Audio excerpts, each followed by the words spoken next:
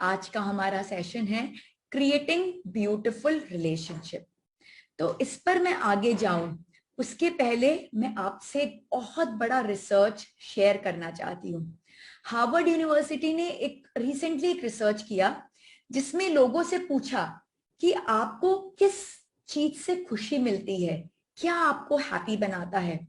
और वो रिसर्च उन्होंने किया 20 से 30 साल के लोगों के बीच में, जिसमें उनसे पर्सपेक्टिव पूछा गया कि भाई ऐसी क्या चीज होगी जो आपको हैप्पी बनाएगी, what will make you happy. तो आपको क्या लगता है इस एज ब्रैकेट के लोग क्या बोले होंगे कि क्या उनको हैप्पी बनाएगा? ऑफ कोर्स 80% लोगों ने कहा कि अगर हम रिच होंगे तो हम हैप्पी हो जाएंगे।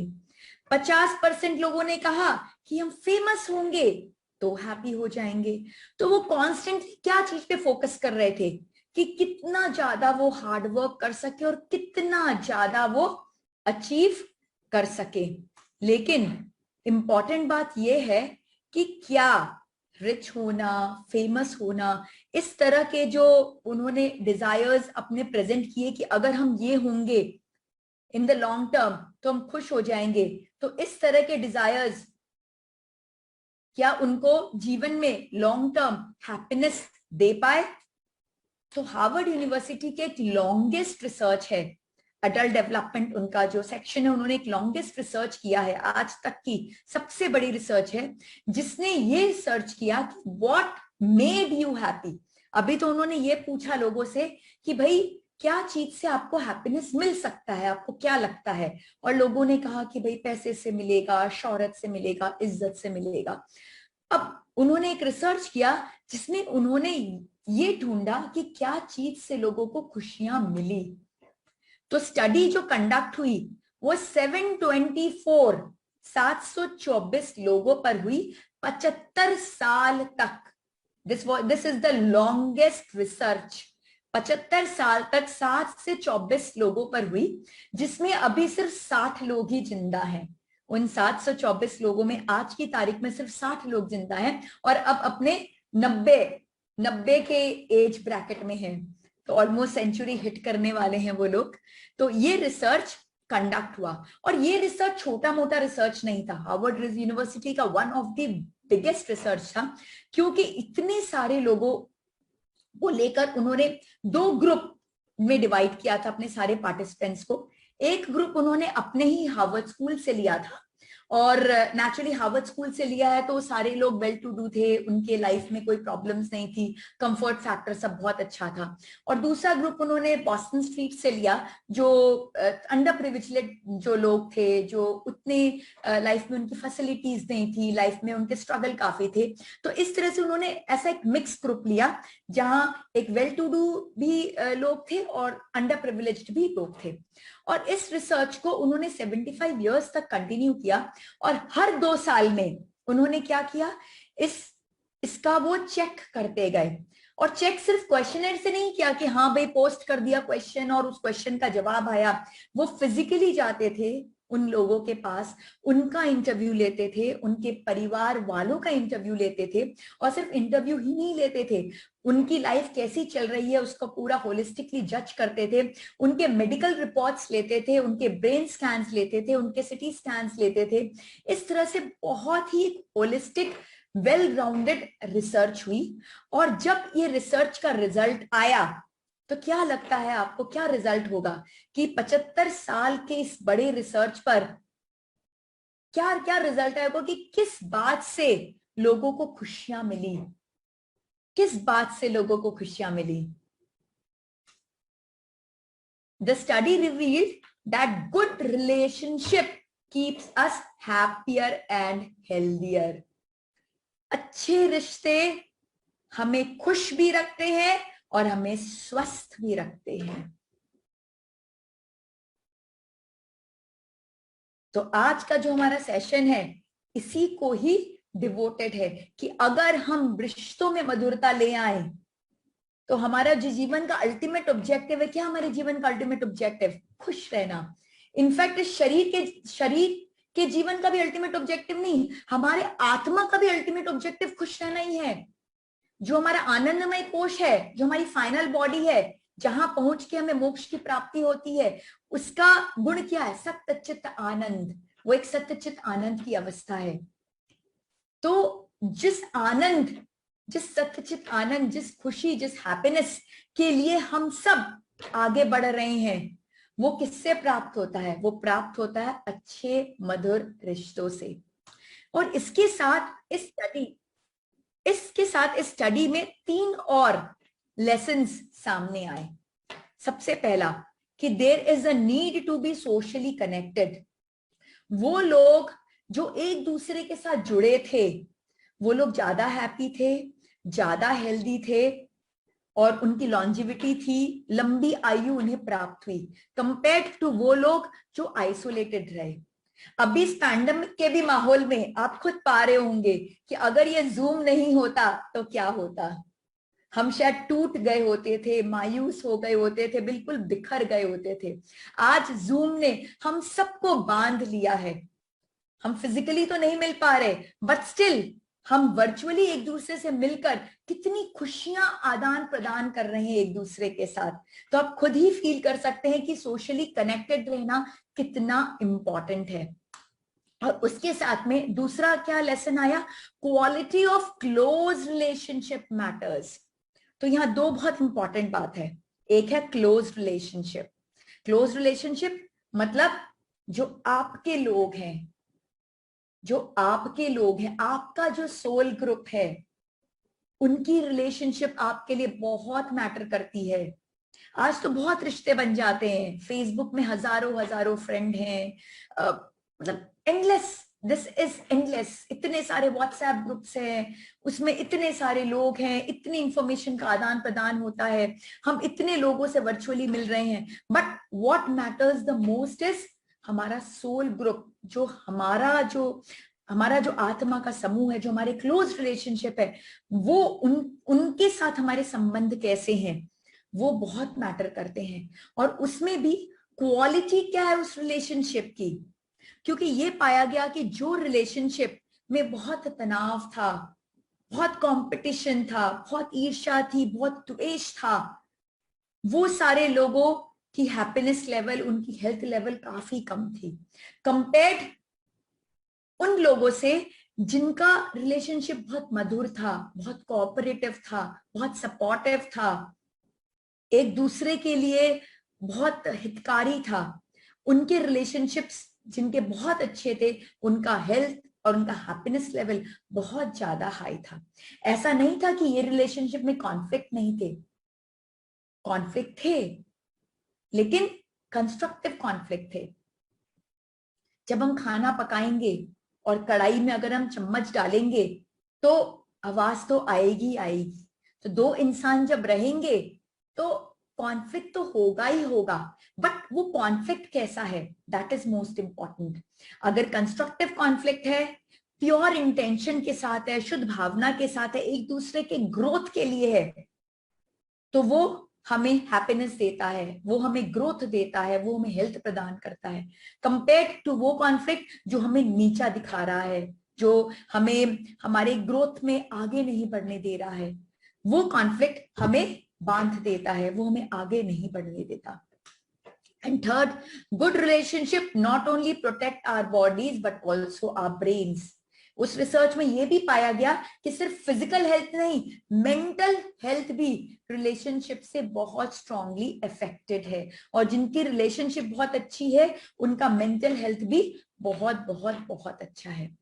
तो आज हम इसी रिसर्च को लेके अपने सेशन को शुरू करते हैं कि good relationship is the fundamental of our life.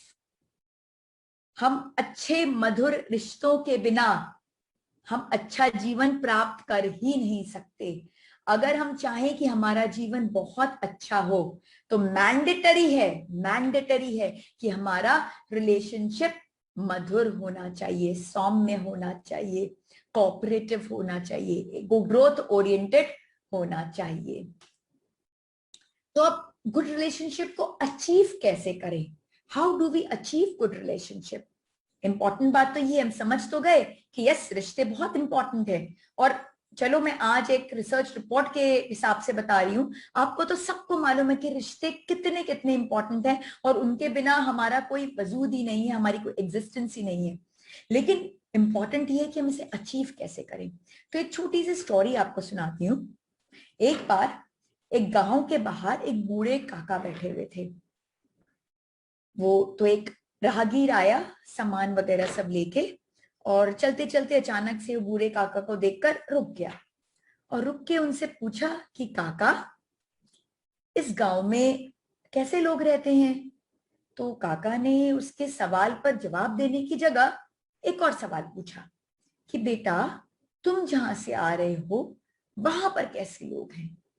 तो ये सवाल पूछते ही बिल्कुल वो आदमी लाल पीला हो गया, एकदम गुस्से से तन तना गया, बहुत नाराज हो गया। बोला, क्यों, क्या बात पूछ लिया आपने, जिनसे भाग के आ रहा था उन्हीं की वापस याद दिला दी। इतने बेकार लोग हैं, इतने ईर्ष्या से भरे हुए, द्वेष से भरे हुए, बिल्कुल मेरा तो जीना ही दुभर कर दिया था उन्होंने। मैं तो उन्हीं से भाग के आ रहा हूं और आपने क्यों मुझे वापस से उनकी याद दिला दी। तो बूढ़े काका बोले कि बेटा, फटाफट यहां से भी 9-2-11 हो जाओ, क्योंकि यहाँ के लोग तो उससे भी खराब है। बोला, अच्छा। बोले, हाँ बहुत खराब है यहाँ के लोग, देखो मैं गांव के बाहर बैठा हुआ हूँ, इसीलिए तो भागो यहाँ से भागो। और वो फटाफट भाग गया। थोड़ी देर बाद एक और आदमी आया, वो भी इस तरह से अपना बैग वैग लेके आया, और उसने भी आके वो बूढ़े काका से पूछा कि काका यहाँ पे कैसे लोग हैं। तो काका पूछे कि भाई बेटा, तुम जहां से आ रहे हो वहां कैसे लोग हैं। तो जैसे ही उसने सवाल सुना, उसके आंख में आंसू आ गए। वो बोले, काका बहुत अच्छे लोग हैं, मेरा तो बिल्कुल मन ही नहीं हो रहा था कि मैं उस गांव को छोड़ूं, बट मैं क्या करूं, मेरी परिस्थिति ऐसी थी, मेरा काम ही ऐसा था कि मुझे छोड़ना पड़ा। बस मैं यही भगवान से प्रार्थना कर रहा हूं कि जैसे वो लोग थे अगर वैसे मुझे वापस मिल जाए तो मेरा जीवन जो है वो बिल्कुल बेस्ट हो जाए। तो काका ने कहा, बेटा बिल्कुल चिंता नहीं करो, ये जो गांव है ना तुम्हारे लिए बिल्कुल परफेक्ट है, बहुत अच्छा है, यहाँ के लोग बहुत बहुत बहुत अच्छे, इसलिए देखो ना मैं बाहर बैठा हूं, ताकि जो आए उसको लेके जाओ इस गांव में और दिखाऊं कि कितने अच्छे लोग हैं, स्वर्ग जैसा गांव है हमारा। तो ऐसा क्यों हुआ कि पहले आदमी को काका ने कहा बहुत खराब लोग हैं, भाग जाओ यहां से, और दूसरे को काका ने कहा कि इतने अच्छे हैं कि स्वर्ग जैसा फीलिंग होगा। तो क्या कारण था, क्या लगता है आपको, क्या कारण होगा। Life is like a mirror reflecting what you do, you give it a smile and a smile comes to you.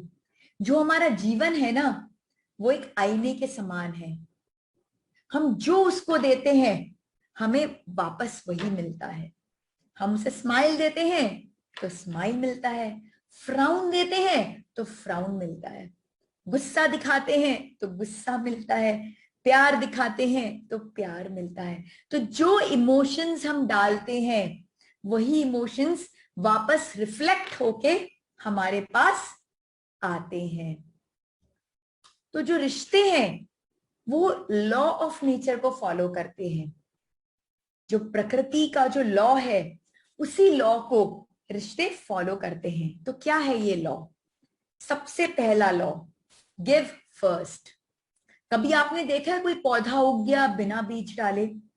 हमें कोई पौधा अगर उगाना है, हाँ बिना बीज डाले उगता है, बट वो जंगली पौधे होते हैं जो हमारे कोई काम के नहीं। बट जो हमें चाहिए, अगर हमें वैसा पौधा उगाना है तो हमें क्या करना होगा, हमें पहले बीज डालना होगा, हमें पहले बीज डालना होगा। बिना बीज डाले पॉसिबल ही नहीं है कि हमें मिल सके वो पौधा, पौधे से हमें फल मिल सके। अगर हमें फल की आकांक्षा है तो पहले हमें प्रकृति में बीज डालना पड़ता है।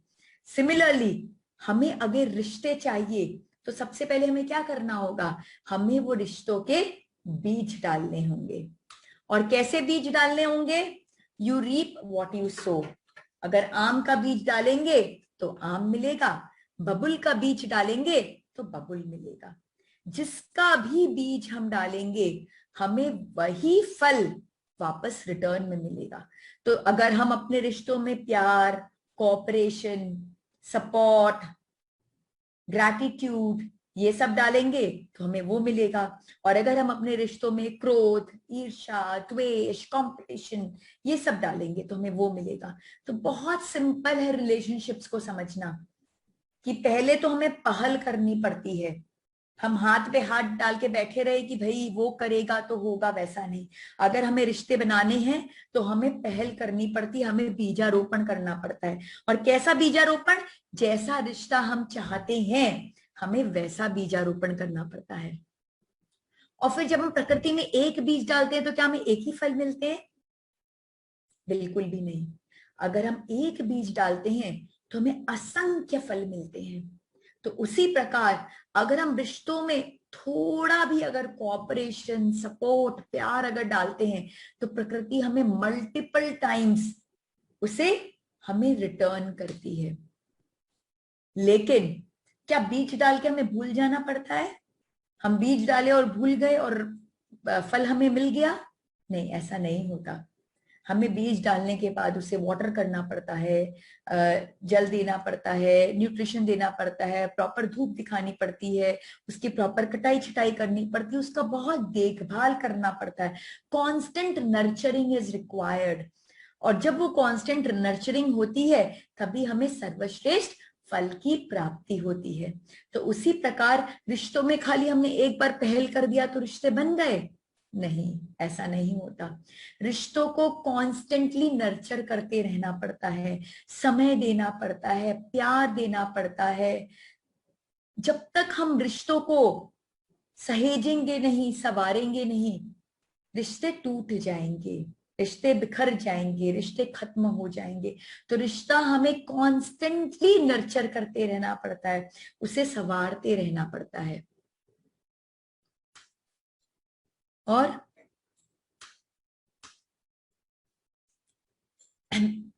जिस पेड़ को हमें उगाने में सालों साल लग गए, सालों साल लग गए, अगर उसे हमें काटना हो तो कितना समय लगता है? हार्डली कोई टाइम। कुल्हाड़ी ली और मारा उससे और वो पेड़ धराशायी हो गया। सिमिलरली रिश्तों को हम इतनी मेहनत से नर्चर करते हैं, उसे संवारते हैं, उसे बनाते हैं, लेकिन क्या होता है? एक छोटी सी मिसअंडरस्टैंडिंग होती है और हमेशा हमेशा का वो रिश्ता जो है समाप्त हो जाता है। खत्म होने में समय ही नहीं लगता। तो खत्म होने के पहले एक बार सोच लेना चाहिए कि कितनी मेहनत की थी हमने इस रिश्ते के लिए। क्या वर्थ है एक छोटी सी बात उसे तोड़ देने के लिए? किसी भी रिश्तों को तोड़ने के पहले आप जरूर ये सोचें, किसी के पेड़ को काटने के पहले जरूर हम सोचते हैं कि ये पेड़ उगने में कितना समय लिया, कितने साल लगे, कितनों को छाया दे रहा, कितने फल प्रदान कर रहा। अगर ये कट जाएगा तो कितना बड़ा लॉस होगा। सिमिलरली वो नेचर जो हमारा रिलेशनशिप है उसको भी हमें सबने संवारने में कितना समय लगाया है, कितना प्यार दिया है, कितना अपनापन दिया है, और उसे तोड़ना एक सेकंड में सही बात नहीं है। तो रिलेशनशिप जो है वो ये लॉस को फॉलो करते हैं। इनफैक्ट पतंजलि जी ने बहुत ही सुंदर रूप में हमें एक ज्ञान दिया है कि किस तरह के लोगों से किस प्रकार का रिश्ता होना चाहिए हमारा।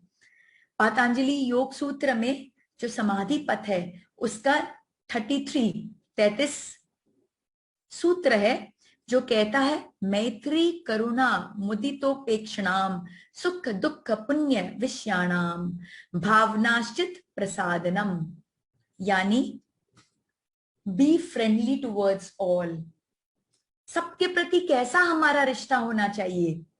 सबके प्रति हमारा फ्रेंडली रिश्ता होना चाहिए, मैत्री का रिश्ता होना चाहिए, अनकंडीशनल, सबके प्रति मैत्री का रिश्ता होना चाहिए।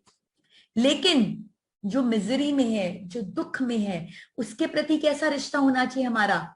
करुणामय होना चाहिए उनके प्रति रिश्ता, मर्सीफुल होना चाहिए।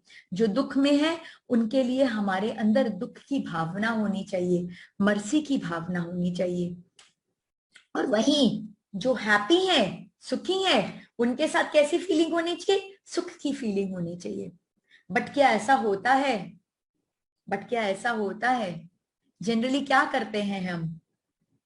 दूसरों के दुख को देखकर खुश हो जाते हैं, अरे वाह देखो देखो बहुत वो करता था ना, आज क्या हालत हो गई। और दूसरे को खुश देखकर हम क्या होते हैं? दुखी होते हैं, अरे कुछ करता ही नहीं, पता नहीं कहां से क्या भाग्य पा लिया इसने, इतना कुछ अचीव कर लिया। हम दूसरों के सुख में सुखी नहीं हो पाते, दूसरों के दुख को हम फील नहीं कर पाते। यही हमारा सबसे बड़ा विकार है। तो पतंजलि जी क्या कहते हैं कि be friendly towards all, be merciful towards those in misery. करुणा का भाव रखें जिनके घर में दुख आया है। Be happy with those who are happy, खुशी का भाव रखें जिनके घर में खुशियां हैं। और सबसे important, be indifferent towards the wicked. जो शुद्ध भावना के लोग नहीं हैं, जो विकेट हैं, जो दुष्ट हैं, उनके प्रति क्या होना है? इनडिफरेंट होना है। उन्होंने ये नहीं कहा कि उनसे 36 का आंकड़ा रखो, लड़ो। क्या कह रहे? इनडिफरेंट, नजरअंदाज कर देना है उन्हें, उनके साथ कोई रिश्ता रखना ही नहीं है। Neutral relationship, indifference, neutral relationship, न मैत्री का भाव न दुश्मनी का भाव, कोई भाव नहीं। तू जा अपने रास्ते, मैं जाऊं अपने रास्ते। क्योंकि पतंजलि जी ने क्यों ये बात कही?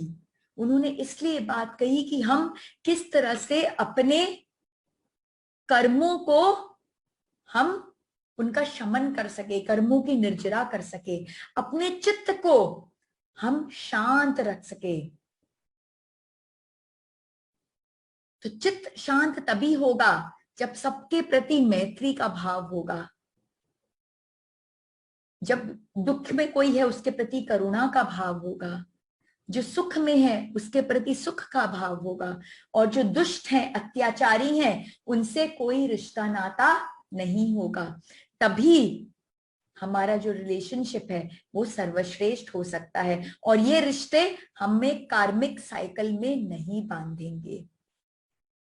मैं चाहूंगी इसका एक स्क्रीनशॉट ले लें। सुनने में बात बहुत छोटी लग रही है, लेकिन आप अप्लाई करेगा। अभी मैं चाहूंगी जो भी बातें मैं बोल रही हूं ना, आप अपने दिमाग में उसको अप्लाई करते जाइए। रिश्ते आपके अनेक है, फटाफट सोचते जाइए कि रिश्ता मैंने किसी के साथ तोड़ा क्या क्षण भर में? मैं क्या सबसे फ्रेंडली हूं कि नहीं हूं? दूसरे जब दुख होते तो मेरे अंदर कैसी फीलिंग आती है? दुख की आती है कि खुशी की आती है? दूसरे जब खुश होते हैं तो मैं उनको देख के खुश होती हूँ कि दुखी होती हूँ? और दुष्ट को देखकर मेरे मन से श्राप निकलता है कि मैं इनडिफरेंट हो जाती हूँ। चिंतन करिए, क्योंकि हम जितना चिंतन करेंगे हम तभी अपने रिश्तों को अच्छा कर पाएंगे, और तभी हम जो कार्मिक साइकिल है उससे निकल पाएंगे। क्योंकि हमारा उद्देश्य अल्टीमेटली क्या है? हमारा उद्देश्य है कि जो कर्मों को हम लेके आए हैं उन कर्मों की निर्जरा कर सके। अब एक बहुत इंपॉर्टेंट चीज है, वो है पैराडॉक्स। आजकल हमारे रिलेशनशिप में बहुत बड़ा पैराडॉक्स आ गया है। क्या पैराडॉक्स है? पैराडॉक्स माने द्वंद। द्वंद क्या? द्वंद है कि हम दुनिया के साथ तो बहुत अच्छा रिश्ता रख पाते हैं, लेकिन हमारे घर में हमारे जो आत्मीय जन है, जो हमारे अपने हैं, जो अपना पूरा जीवन हम पर न्योछावर करके रखे हैं, उनके साथ हम अच्छा रिश्ता नहीं बना पाते। फेसबुक में तो मेरे हजारों हजारों फ्रेंड हैं, लेकिन फिजिकली मैं जब चाहूं, चेक करना चाहूं, तो उंगलियों पर भी ज्यादा गिनती नहीं हो पाती। तो क्या कारण है ऐसा? ऐसा क्या कारण है कि हम दुनिया के साथ, दुनिया के पास तो बहुत वाहवाही पा लेते हैं, और बहुत आसान है अब दुनिया के पास वाहवाही पाना, बहुत आसान है, क्योंकि ये पूरी दुनिया ही वर्चुअल हो गई है। थोड़ी देर के लिए हम मिलते हैं, चैट बॉक्स में चैट कर लेते हैं, सब कुछ अच्छा ही लगता है। लेकिन जब हम सही मायने में एक दूसरे के साथ समय बिताते हैं, एक दूसरे के साथ रहते हैं, तब पता चलता है कि डेप्थ क्या है उस इंसान का, क्या है उसके अंदर में। दूर के ढोल तो हमेशा सुहाने लगते हैं, पास आके देखो तो पता चलेगा। तो आज ये बहुत बड़ी प्रॉब्लम हो गई है, दूर के लोग तो बहुत पास हो गए हैं। डाइनिंग टेबल पे देखो क्या होता है, सब लोग अपना अपना फोन लेके बिजी हैं। कोई व्हाट्सएप कर रहा है, कोई फेसबुक कर रहा है, कोई ट्विटर कर रहा है, कोई इंस्टा कर रहा है, कुछ ना कुछ करे जा रहा है। और अभी तो मुझे पता चलता है सुबह से रात तक लोग जूम में ही बिजी हो गए हैं, एक के बाद एक के बाद एक के बाद एक के बाद। अच्छी बात है, लेकिन इसके साथ आपके घर के रिश्ते कैसे चल रहे हैं, उस पर अवलोकन करना आपको बहुत जरूरी है। क्योंकि ये वाले रिश्ते जो हैं, हजारों रिश्ते आपकी नैया पार नहीं लगाएंगे, आपको अपने कर्मों के दलदल से बाहर नहीं निकालेंगे, आपको आपकी कार्मिक साइकिल से तो सिर्फ आपके जो खुद के आत्मीय जन हैं, जो आपका सोल ग्रुप है, वही निकाल सकते हैं। तो बहुत जरूरी है हमें ये समझना कि क्यों आज हमारे रिश्ते खोखले होते जा रहे हैं, हम क्यों अपने रिश्तों में वो मधुरता नहीं ला पा रहे हैं, वो गरिमा नहीं ला पा रहे हैं। तो हमें यहाँ पे थ्योरी ऑफ कर्मा को समझना होगा, अपने सोल ग्रुप को समझना होगा कि सोल ग्रुप है क्या, what is our soul group. कई बार आप मेरे मुंह से सुनते हो और कई जगह से सुनते होंगे, soul group soul group soul group. तो सोल ग्रुप क्या है? सोल ग्रुप है आत्मा का समूह। हम सबका अपना अपना एक सोल ग्रुप है, आत्मा का समूह है। और वो कैसी आत्मा का समूह है? वो आत्मा का समूह जिसके साथ हमने पता नहीं कितने जीवन जी लिए हैं, कितनी बार जन्म ले लिया है, और पता नहीं आगे कितनी बार और जन्म लेंगे। ये ग्रुप है हमारा, जिसके साथ हम बार बार जन्म ले रहे हैं, बार बार मृत्यु को प्राप्त कर रहे हैं। तो बहुत जरूरी है ये जानना कि इस ग्रुप के साथ में क्या हो रहा है, हमारा क्या ट्रांजैक्शंस चल रहा है, क्यों और क्यों हम उनके साथ बार बार जन्म ले रहे हैं। हम बार बार उनके साथ जन्म इसलिए ले रहे हैं क्योंकि हमारा उनके साथ कार्मिक अकाउंट ओपन है, ट्रांजैक्शन क्लोज नहीं हुआ, कर्मों का आदान प्रदान खत्म नहीं हुआ। और जिनके साथ जितने ज्यादा गहरे कर्म होते हैं, वो हमारे उतने क्लोज वाले रिश्ते होते हैं। तो हमारे सबसे ज्यादा गहरे कर्म किसके साथ है? हमारे माता पिता के साथ। तभी तो हम उन्हें चुनकर हम उनके जीवन में आए। हमारे बच्चों के साथ, तभी तो वो हमसे निकले। हमारे पति या पत्नी के साथ, हमारे भाई बहन के साथ, हमारे इन-लॉज के साथ, और वो सारे लोग जो बहुत क्लोजली आपके लाइफ में आपके साथ जुड़े हैं। आपके बिजनेस पार्टनर हो सकते हैं, आपके क्लोजेस्ट फ्रेंड्स हो सकते हैं, आपके पड़ोसी हो सकते हैं सालों साल पुराने, जिनके साथ आप अपना हर रिश्ता निभाते हो। तो ये एक आत्मा का समूह है जो पता नहीं कितने समय से हमारे साथ जन्म ले रहा है, और तब तक जन्म लेता जाएगा जब तक कार्मिक साइकिल खत्म ना हो। एक बार एक नेवला और एक चूहा, दोनों के बीच में फाइट हो रहा था, और नेवले ने क्या किया, चूहे का गर्दन दबोच लिया। जैसे नेवले ने चूहे का गर्दन दबोचा, क्या हुआ, एक संत वहां बैठे थे, गहरी साधना में लीन थे।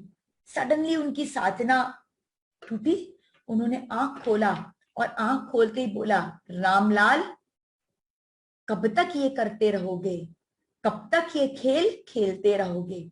और जैसे ही नेवले ने रामलाल सुना, तुरंत क्या हुआ, जाति स्मरण हो गया।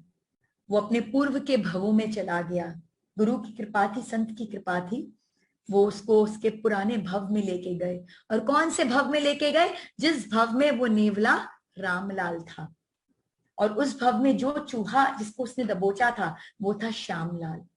तो रामलाल और श्यामलाल दोनों क्या थे, best of the best friends थे, बहुत बहुत बहुत जिगरी दोस्त थे, इतने जिगरी कि सके भाई भी उतने क्लोज नहीं हो सकते जितने क्लोज वो थे। लेकिन वही रिश्ते सालों साल लगते बनने में और टूटने में क्षण मात्र लगता है। एक मिसअंडरस्टैंडिंग हुई और दोनों क्या बन गए, जानी दुश्मन, एक दूसरे को मारने पीटने के लिए उतारू। और इतना आक्रोश उनके अंदर भर गया एक दूसरे के लिए, इतना कार्मिक साइकिल स्ट्रांग हो गया कि उन्होंने अगला जन्म क्या लिया, एक ने लिया नेवले का जन्म, एक ने लिया सांप का जन्म। और नेवले ने क्या किया, उस सांप को दबोचा, मारा। फिर अगला जन्म जो सांप था वो बन गया नेवला, जो नेवला था वो बन गया सांप, और फिर नेवले ने वापस से सांप को मारा। और इस तरह से पता नहीं कितना जन्म वो ले चुके हैं, सिर्फ नेवले और सांप, नेवले और सांप का खेल खेलते हुए। और सीड क्या थी कर्म की, एक मिसअंडरस्टैंडिंग, जिसके लिए उन्होंने क्या किया, अपने अंदर आक्रोश भर लिया। और आज जिस क्षण उस नेवले को रियलाइजेशन हुआ, सेल्फ रियलाइजेशन हुआ, उसने उस कार्मिक साइकिल को ब्रेक कर दिया। ब्रेक किया, चूहे को छोड़ दिया, श्यामलाल को छोड़ दिया, और वो साइकिल का वहां दी एंड हो गया। तो ऐसे पता नहीं कितने रिश्तों में इस तरह का हम चूहे और नेवले का खेल खेलते जा रहे हैं, हमें खुद को नहीं मालूम। क्योंकि जितने भी रिश्ते हमारे जीवन में हैं, सब कर्मों के बंधन से बंधे हुए हैं। हम सोचते हैं कि ये इंसान हमें बहुत प्रताड़ना दे रहा है, ये हमें बहुत कष्ट दे रहा है, ये हमारे जीवन में बहुत प्रॉब्लम कर रहा है। बट जब आप डीप जाओगे और इस कर्मों के खेल को समझोगे, तो आप यही पाओगे कि भाई किसी जन्म में आपने ये खेल उनके साथ खेला, आज ये खेल आपके साथ खेल रहे हैं, अगले जन्म में सीन चेंज होगा, खाली सीन बदलता है। किसी जन्म में एक जन प्रताड़ना देता है और दूसरा सफर करता है, फिर अगले जन्म में जो सफर करता है वो प्रताड़ना देता है और दूसरा सफर करता है। बस एक जन नेवला, एक जन सांप, एक जन नेवला, एक जन सांप, बस सांप और नेवला। हम अपना पूरा जीवन या तो प्रताड़ित करते रहते हैं या फिर सफर करते रहते हैं। और हम क्या कहते हैं कि भाई हमारा क्या दोष, हमारा क्या दोष। तो हमारा कोई दोष नहीं, कर्म शुरू हुआ, हमारा दोष ये है कि हमें उस कर्म को स्टॉप करना होगा। जब तक हम इस साइकिल को खत्म नहीं करेंगे, हम नेवला और सांप बनते जाएंगे, बनते जाएंगे, बनते जाएंगे, बनते जाएंगे। तो बहुत जरूरी है अपने इस सोल ग्रुप को समझना, अपने एक एक रिश्ते को समझना कि इस रिश्ते में कौन सा रिश्ता है जो बहुत कोऑपरेट कर रहा है मेरे साथ, कौन सा रिश्ता है जो मेरे साथ कोऑपरेट नहीं कर रहा है, और क्यों नहीं कर रहा है, क्यों कोऑपरेट नहीं कर रहा है। क्योंकि हमें पता है हमारा जो 3 शरीर है, हमारा जो मनोमय कोश है, जो तीसरा शरीर है हमारा, हमने अपने मनोमय कोश के सेशन में की थी इसके बारे में बहुत डीप चर्चा, कि जो हमारा मनोमय कोश है वो क्या करता है, वो सारे इमोशंस को स्टोर करके रखता है, सारी फीलिंग्स को, सारे ट्रॉमास को, सारे फोबियास को। तो हम जन्म लेते हैं, हम जन्म लेते हैं और हमें पता ही नहीं कि हमें क्यों एक पर्टिकुलर इंसान है वो पसंद ही नहीं आता, उसे देखते ही गुस्सा आ जाता है। क्यों गुस्सा आता है, क्योंकि हमारे पुराने भव के वो डीपली एम्बेडेड इंप्रेशंस है जो हमारे अंदर में स्टोर्ड हैं, जिसके कारण हमें वो पसंद नहीं आ रहा है, जिसके कारण अगर हम पावरफुल हैं तो हम उसे प्रताड़ित करना चाह रहे हैं, जिसके कारण अगर हम कमजोर हैं तो हम सफर हो रहे हैं। हम या तो नेवला बन रहे हैं या फिर सांप बन रहे हैं, दोनों में से कुछ ना कुछ तो हम बन ही रहे हैं। लेकिन बन क्यों रहे हैं, क्योंकि एक कार्मिक ट्रांजैक्शन है जो हमने क्लोज नहीं किया है, हमने हील नहीं किया है, वो अभी भी वो नासूर बनता जा रहा है, पस निकल रही है उससे, खराब होता जा रहा है, शरण दे रहा है, बदबू आ रही है उससे। इसलिए वो हम आज हमारे रिश्तों में भी वो दिख रहा है। तो हमें यही समझना होगा हमारे सोल ग्रुप के बारे में, कि जो हमारा सोल ग्रुप है वो एक कलेक्टिव कॉन्शियसनेस के साथ में जुड़ा हुआ है। कल हमने जो कर्मास की बात की वो सिर्फ और सिर्फ इंडिविजुअल कॉन्शियसनेस की बात की थी कि कैसे हम अकेले अपने कर्मों को ठीक कर सकते हैं, लेकिन जो ये हमारे आत्मा का समूह है इसके साथ हमारे कलेक्टिव कर्मास हैं जो सिर्फ अकेले हमसे नहीं होगा, हमें ज्वाइंटली करना होगा। और हम अकेले भी अगर इस कदर कर सके तो हम अकेले भी उसको कर सकते हैं, बट हमें वो पावर लेके आना होगा अपने अंदर, क्योंकि हम सिर्फ अपने जीवन को इफेक्ट नहीं कर रहे हैं, हमारे जो कार्मिक ट्रांजैक्शंस हैं वो सिर्फ हमें इफेक्ट नहीं कर रहे, 7 पीढ़ी जो जा चुकी और 7 पीढ़ी जो आने वाली है, सब पर हमारे ये कलेक्टिव कॉन्शियसनेस का प्रभाव रहता है। तो कहते हैं परिवार में कोई अगर एक संत पैदा हो जाता है, परिवार में कोई एक अच्छी आत्मा पैदा हो जाती है, तो वो 7 पीढ़ी जो पहले हो चुकी और 7 पीढ़ी जो आने वाली उसको तार देता है। और वही परिवार में अगर कोई दुर्जन बॉर्न हो जाता है तो वो जो 7 पीढ़ी है उनको भी दुख प्रदान करता है, और जो 7 पीढ़ी आने वाली है वो भी दुखी हो जाती है।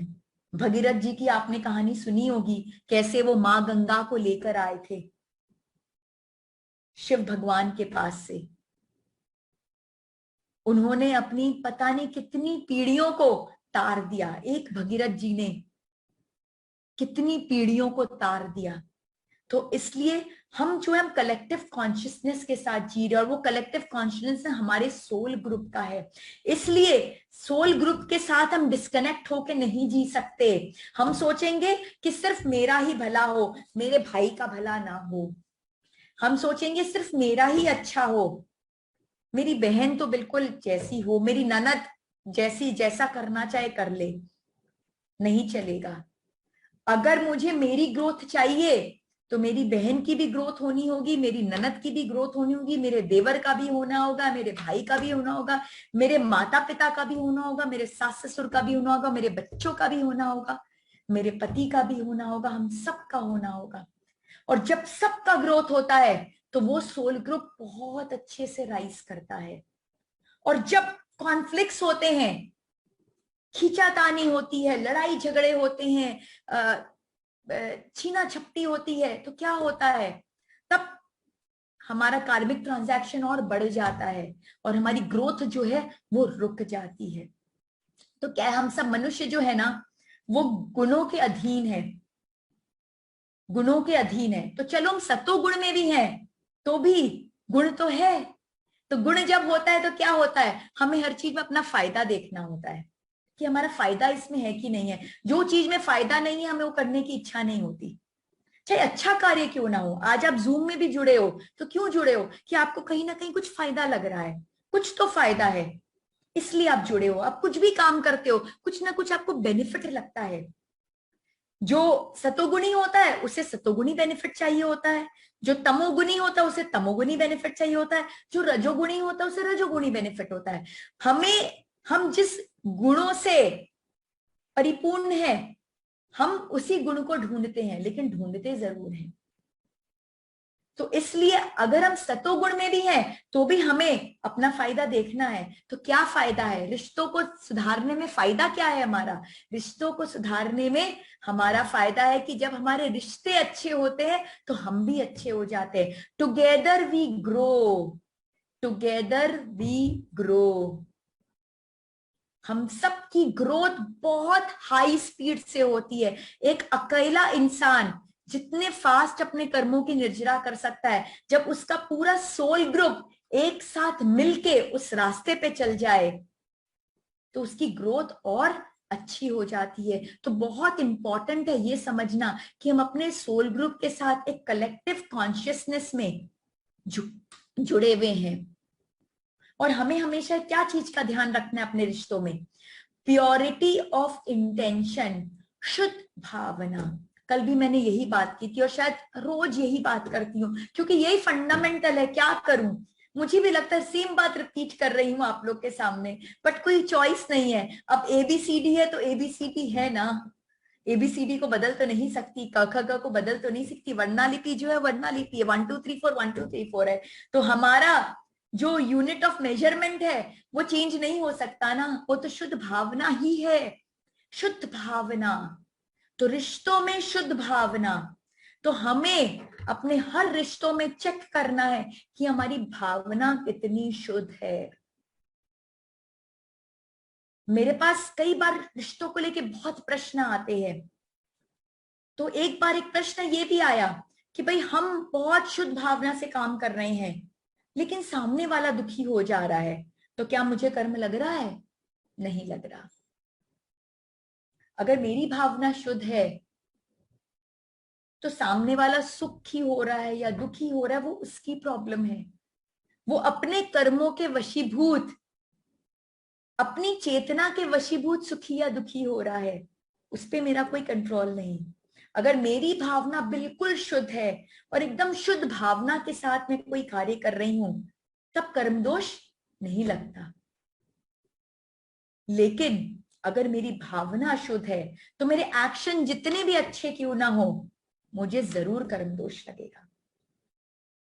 अब इसमें मैं एक और बात आपसे शेयर करना चाहूंगी कि मेरी तो भावना शुद्ध हुई, लेकिन सामने वाले की भावना, तो हम जब सामने वाले को जज करते हैं, हम कॉन्स्टेंटली लोगों को जज करते जाते हैं कि उसने क्यों कहा, कैसे कहा, किस लिए कहा, हम कॉन्स्टेंटली जज करते जाते हैं। तो जब हम सामने वाले को जज कर रहे हैं तो प्लीज और कोई चीज में जज मत करिए, एक ही बात, क्या उसकी भावना शुद्ध है?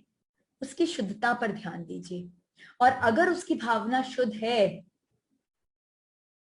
तो प्लीज उस बात को वहीं के वहीं खत्म कर दीजिए, क्योंकि शुद्ध भावना जो है वो सबसे इंपॉर्टेंट है, वो फंडामेंटल है, वो फंडामेंटल है। फिर state of bliss and peace, सत्यचित आनंद की अवस्था। हमारी जो अवस्था है ना, एक्चुअल जो रियलिटी में जो अवस्था हमारी है वो सत्यचित आनंद की अवस्था है। सत्यचित आनंद, जो हमारा चित्त है वो हमेशा एक सर्वथा एक आनंद की अवस्था में रहता है, एक पीसफुल स्टेट में रहता है। और कर्म कब लगता है? जब जब हम इसके पीस को, इसकी शांति को, इसके ब्लिस को, इसके आनंद को डिस्टर्ब करते हैं, तब तब हमको कर्म दोष लगता है। यानी कि जब जब हम किसी को प्रताड़ित करते हैं, हमें कर्म दोष तो लग ही रहा है, वो तो आपको सबको मालूम है। लेकिन जब हम सफर कर रहे हैं, हम दुखी हो रहे हैं, तो भी हमको कर्म दोष लग रहा है। तो हर बार जब आप दुखी होते हो किसी की कोई बात पर, तो इस बात का ध्यान जरूर रखना कि उसे तो कर्म लग ही रहे, क्योंकि वो आपको प्रताड़ित कर, ऑफ कोर्स ज्यादा लग रहे, लेकिन आप दुखी हो रहे हैं, आप अपनी सत्यचित आनंद की अवस्था को डिस्टर्ब कर रहे हैं, तो आपको भी कर्म दोष लग रहा है। और हम दुखी तो सिर्फ इंसिडेंट से होते नहीं ना, हम दुख को सोच सोच के पता नहीं कितनी बार दुखी होते जाते हैं। 20 साल पहले किसी ने मुझे डांट दिया था, आज भी वो डांट मेरे दिमाग में एक्टिव है, आज भी वो डांट मुझे याद है। और हर बार मैं उस डांट को याद करती हूँ और मैं दुखी हो जाती हूँ। और हर बार जब मैं दुखी होती हूँ, मैं अपने सत्यचित आनंद की अवस्था को डिस्टर्ब करती हूँ। और हर बार मैं जब इस सत्यचित आनंद की अवस्था को डिस्टर्ब करती हूँ, मुझे कर्म दोष लग जाता है। तो समझिए इन रिश्तों के ट्रांजैक्शन को, बहुत जरूरी है समझना कि मैं अगर गलत कर रही हूं तो मैं गलत हुई, लेकिन जब मैं सफर कर रही हूं तो भी मैं गलत हो रही हूं, क्योंकि सफरिंग भी चॉइस है। सामने वाला मुझे प्रताड़ित करने की कोशिश कर रहा है, मुझे इंसल्ट करने की कोशिश कर रहा है, मुझे दुख देने की कोशिश कर रहा है, बट ये मेरा चॉइस है कि मैं दुखी हूं कि नहीं हूं। कल हमने सुखीराम और दुखीराम की स्टोरी सुनी थी, जिसमें सुखीराम हमेशा उस सत्यचित आनंद की अवस्था में था, और दुखीराम क्या हुआ? दुखीराम हमेशा दुखी रहा। तो दुखीराम के पास चॉइस था, और उसने क्या क्या चॉइस एक्सरसाइज किया, क्या डिसीजन लिया?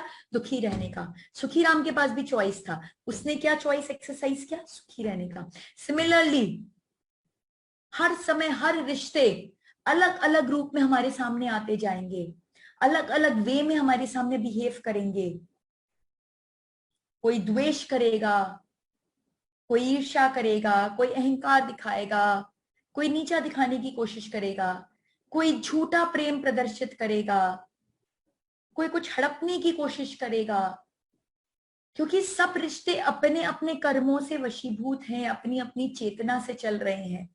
तो हर रिश्ता हमें अलग अलग ढंग से हमारे साथ कार्मिक ट्रांजैक्शन करने की कोशिश करेगा, लेकिन चॉइस हमारा होना चाहिए कि हम उस कार्मिक साइकिल को वहीं के वहीं रफा दफा कर देंगे, रिएक्ट नहीं करके अपने ब्लिस, अपने पीस, अपनी शांति, अपने आनंद की अवस्था को इंटैक्ट रख के हम उसे वैसे ही रहने देंगे, कि हम डिस्टर्ब होंगे, अपने चित्त में वृत्तियों को लेके आएंगे, टर्ब्यूलेंस लेके आएंगे और कर्मों को बढ़ाएंगे।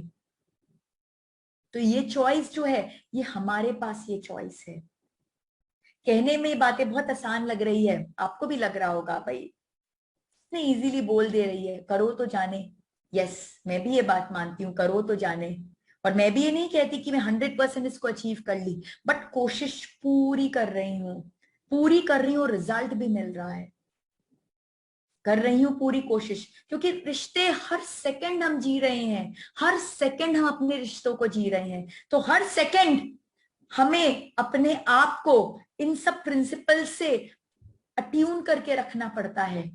हर समय हमें अपने आप को टटोलना पड़ता है कि हम ठीक चल रहे हैं कि नहीं चल रहे हैं, हमारी भावना शुद्ध है कि नहीं है, हमारे मन में शांति है कि नहीं है, हमारे मन में आनंद का भाव है कि नहीं है, उन रिश्तों को हम किस तरह से फील कर रहे हैं, उन रिश्तों से हम कैसे डिस्टर्ब हो रहे हैं। हमें हर वक्त उसे चेक करते रहना होगा, और चेक करते करते करते करते करते करते क्या होगा, एक दिन हमें उसका अभ्यास हो जाएगा, एक दिन हमें उसका अभ्यास हो जाएगा। फिर क्या, डिटैचमेंट, मोह और राग। पूरी महाभारत जो है वो इसी मोह पर तो है, इसी राग पर तो है। अगर राजा धृतराष्ट्र ने मोह नहीं किया होता था अपने बेटों के प्रति, कौरव के प्रति, तो शायद महाभारत की रचना ही नहीं होती थी। तो हमें अपने रिश्तों में ये मोह को जानना है कि कहाँ ये मोह है, कहाँ ये राग है जो हमें अटका रहा है, हमें हमारे अंदर अटैचमेंट्स क्रिएट कर रहा है। क्योंकि ये जो राग है, ये जो मोह है, वो हमें फिर से कार्मिक साइकिल में लपेटता जाता है। क्योंकि जब हम मोह और राग के वशीभूत होते हैं, हम प्योर इंटेंशन से काम नहीं करते, हमारी भावना दूषित हो जाती है। क्योंकि राग मोह आते ही क्या होता है, हम सोल कॉन्शियसनेस से बॉडी कॉन्शियसनेस में आ जाते हैं, हमारा जो प्योरिटी है वो बदल जाता है, हमारी भावना में अशुद्धि आ जाती है, हम आत्मा के अधीन नहीं रहते, हम शरीर के अधीन हो जाते हैं। और शरीर के रिश्तों को खुश करने के चक्कर में हम गलत डिसीजंस ले लेते हैं, गलत कार्य कर लेते हैं, हम गलत काम कर लेते हैं। तो हमें बार बार जानना है कि भाई हम कहीं मोह के वशीभूत ये कार्य तो नहीं कर रहे हैं, कहीं हमारे अंदर राग तो नहीं आ गया है। कौन से रिश्ते के साथ राग है, मेरे बच्चे के साथ है क्या मुझे राग, मेरे पिता के साथ है क्या, मेरी बहन के साथ है, जज कीजिए। और ये जो ज्यादा अटैचमेंट होता है ना, वो रिश्तों को बहुत ज्यादा आगे भी नहीं बढ़ने देता। बच्चे के अगर प्रति खूब अगर आप राग रखेंगे, उसे बहुत कंट्रोल करने की कोशिश करेंगे, बहुत अटैचमेंट करेंगे, तो क्या होगा, वो बच्चा भागेगा आपसे। रिश्ते कैसे होते हैं, रिश्ते रेत की तरह होते हैं। रेत क्या, रेत को जब आप हाथ में लोगे तो आप उसको जितने जोर से पकड़ोगे तो उतने ज्यादा वो फिसलेगा हमारे हाथों से। और उसको जब आप बिल्कुल करेक्ट तरीके से एक डिटैच भाव से अगर पकड़ के रखोगे तो वो आपके हाथ में ठहरेगा। तो रिश्ते ऐसे ही होते हैं, जब हम डिटैचमेंट रखते हैं तो वो रिश्ते हमारे साथ में रहते हैं शुद्ध भावना के साथ।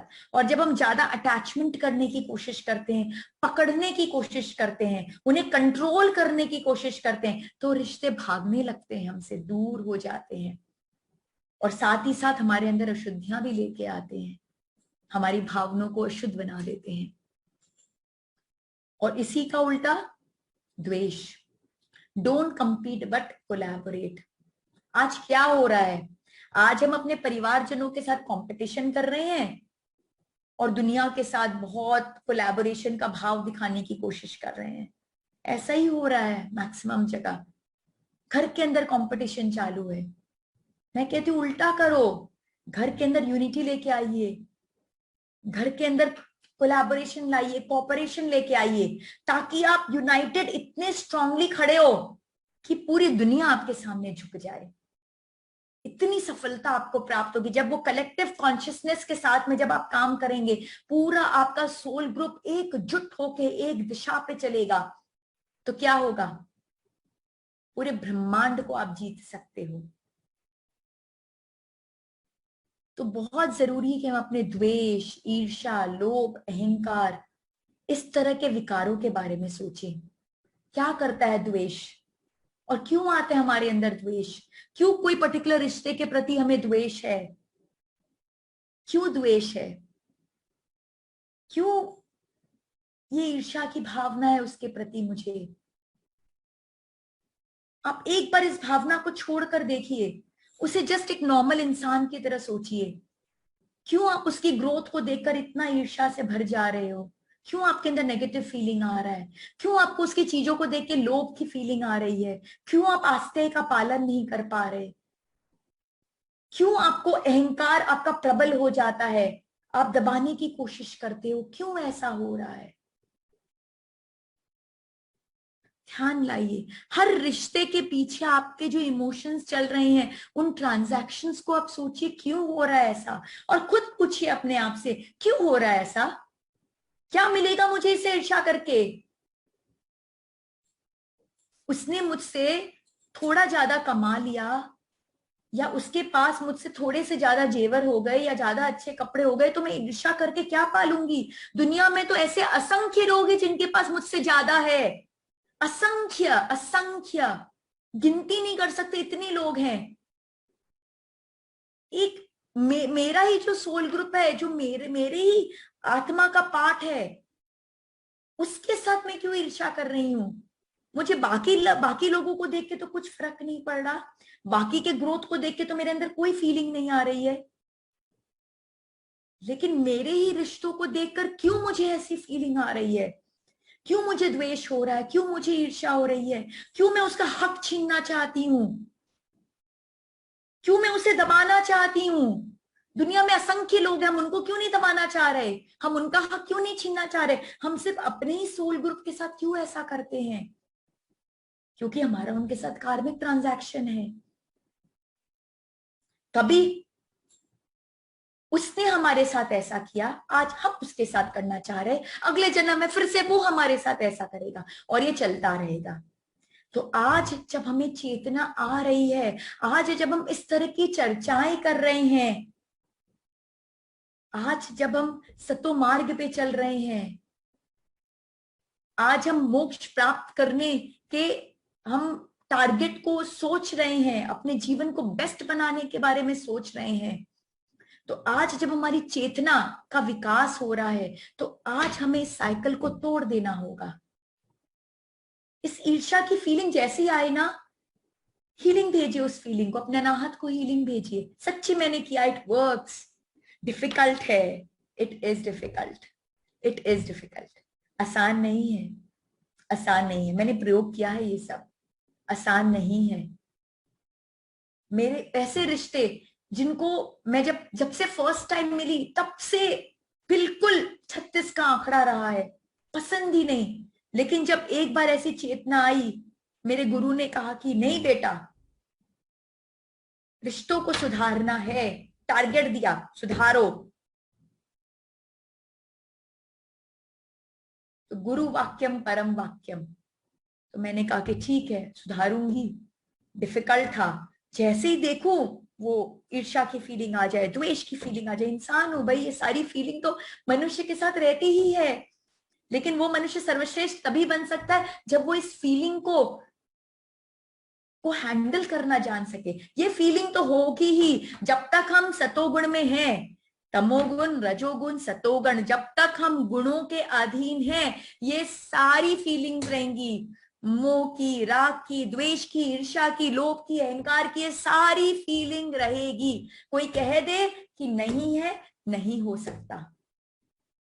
ये फीलिंग तभी छूटेगी जब हम सतोगुण से निर्गुण की अवस्था में जाएंगे। लेकिन जब तक मनुष्य तन है तब तक तो सतोगुण भी हाईएस्ट लेवल है, हम वहीं तक रहेंगे। तो हमें क्या करना है? अब ये तो है हमारे साथ, ये तो है हमारे साथ, ये तो रहेगा, माया तो रहेगी, लोभ तो रहेगा, अहंकार तो रहेगा, हर समय रहेगा। तो हमें क्या करना है? हमें इसका ध्यान देना है। छोटे बच्चे हैं हमारे, तो हम क्या करते हैं? छोड़ देते हैं क्या उनको? छोटे बच्चे कहीं भी जाएंगे, चोट लग सकता है, कुछ भी लगे, हम क्या करते हैं? हमेशा निगरानी रखते हैं उन पर। निगरानी रखते हैं कि नहीं रखते हैं? कि उनको खुला छोड़ देते हैं? हमेशा उंगली पकड़ के चलते हैं या फिर हमेशा अपने नजर के सामने रखते हैं? हमेशा हम ध्यान देते हैं कि वो एकदम सेफ रहें, कहीं से कुछ भी उन पर कोई कष्ट ना आ जाए, कोई इनको तकलीफ ना हो जाए। तो ये सारे जो है ये हमारे ही पार्ट है।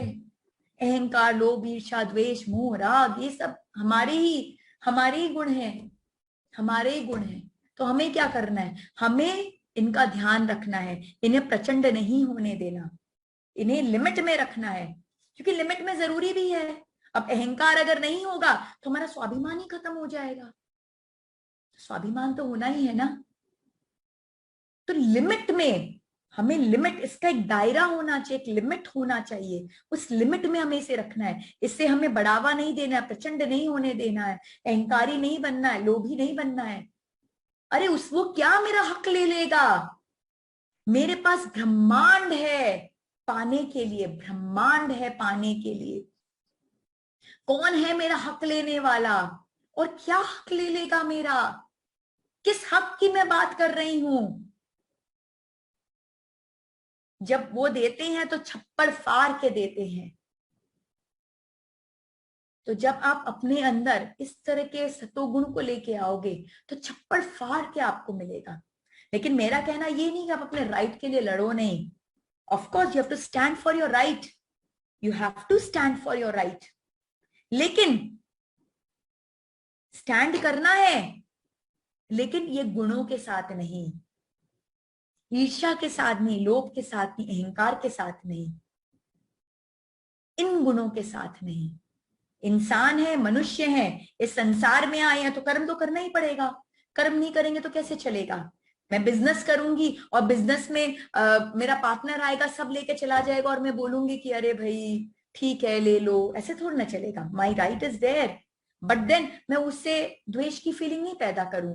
मैं अपने राइट के लिए लड़ूं और राइटफुली अपने हक को मैं लूं, लेकिन इन गुणों को प्रचंड नहीं होने दूं। ये बहुत डेलिकेट बैलेंस है जो हमें सीखना है, जो करते करते हम सीखेंगे।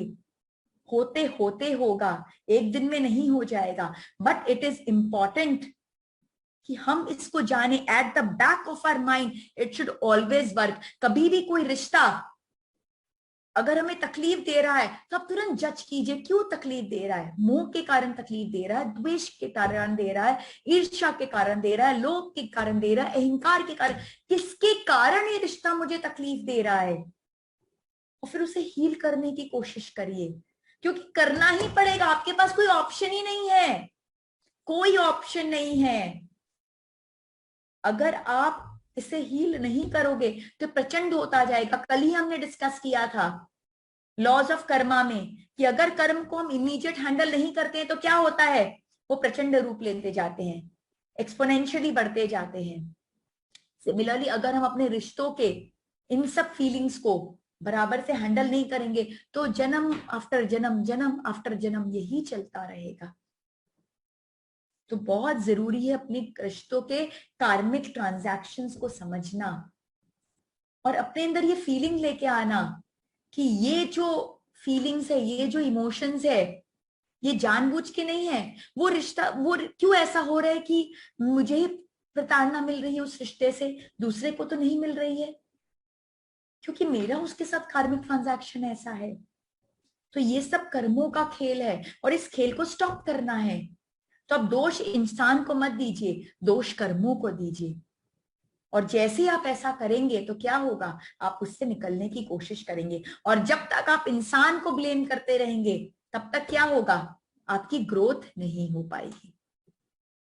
से नो टू सफरिंग। जस्ट हमने बात की थी अभी कि हमारी अवस्था कैसी है, सत्यचित आनंद की अवस्था है। तो अगर हम सफर करेंगे तो क्या होगा, अगर हम सफर करेंगे तो हम अपने सत्यचित आनंद को डिस्टर्ब करेंगे। डिस्टर्ब करेंगे तो क्या होगा, कार्मिक ट्रांजैक्शंस होंगे, हमारी कर्म वृद्धि होगी, कर्म कर्म हमारे ऐड होंगे।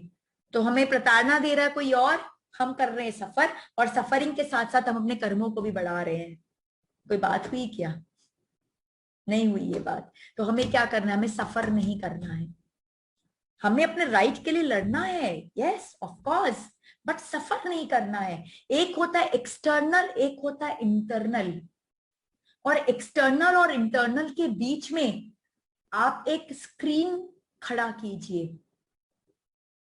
इस दुनिया को हैंडल करने के लिए, काम करने के लिए हमें बहुत सारे रूप लेने पड़ते हैं। कई बार गुस्सा भी दिखाना पड़ता है, कई बार ऊंची आवाज में भी बात करना पड़ता है, कई बार कई सारे खेल भी खेलने पड़ते हैं।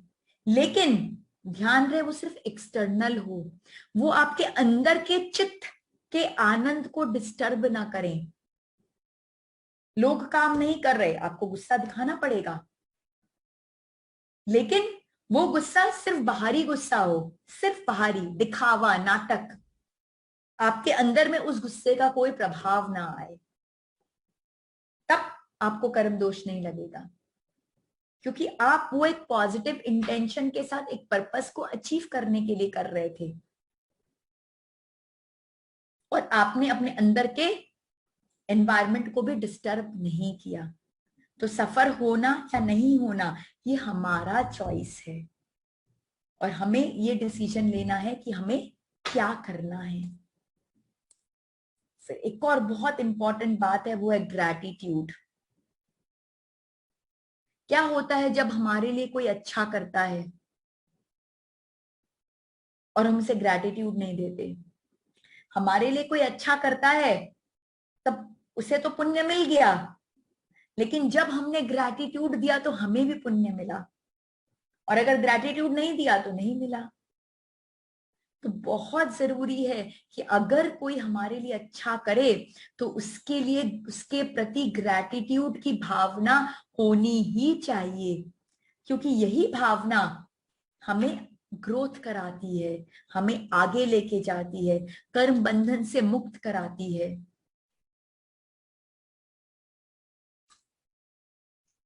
And most important, think of all your relations from soul consciousness, collective consciousness। अपने हर रिश्तों को, जब भी कोई रिश्ते से आपको कोई भी तकलीफ हो रही है, उसे शरीर के एंगल से मत देखिए, उसे आत्मा के एंगल से देखिए, और आप पाओगे कि आपकी सारी प्रॉब्लम्स दूर हो गई है, आपको तकलीफ नहीं होगी। फिर जब आप आत्मा के एंगल से देखोगे ना तो आपको तकलीफ नहीं होगी। जब तक हम शरीर बोध से जीते हैं हमको बहुत तकलीफ होती है, दूसरों के ग्रोथ को देख के, दूसरों की चीजों को देख के।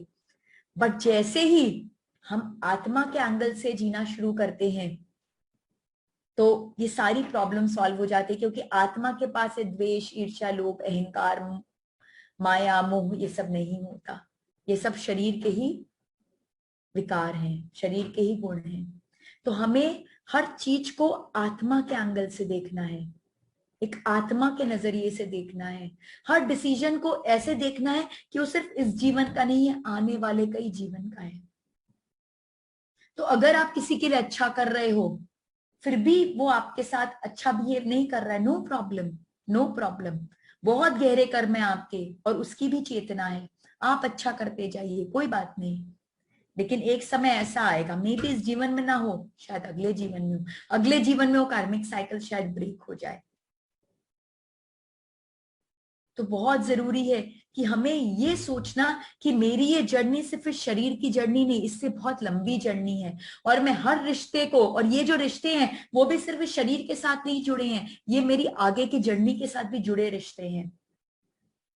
तो जब हम इस लॉन्ग टर्म पर्सपेक्टिव से सोचेंगे तो क्या होगा, तब हम लॉन्ग टर्म प्लानिंग करेंगे, तब हमें छोटी मोटी चीजों में नहीं उलझेंगे कि अरे इसके पास ये सामान ज्यादा कैसे आ गया, अरे इसको थोड़ी सी ज्यादा वाहवाही क्यों मिल गई, अरे इसने मेरा ये ऐसा कैसे ले लिया। हमें छोटी छोटी चीजों को लेके उतने बॉदर नहीं होंगे, परेशान नहीं होंगे, क्योंकि हमारा जो विजन है वो बहुत ब्रॉड है, बहुत बड़ा है, बहुत विस्तृत है।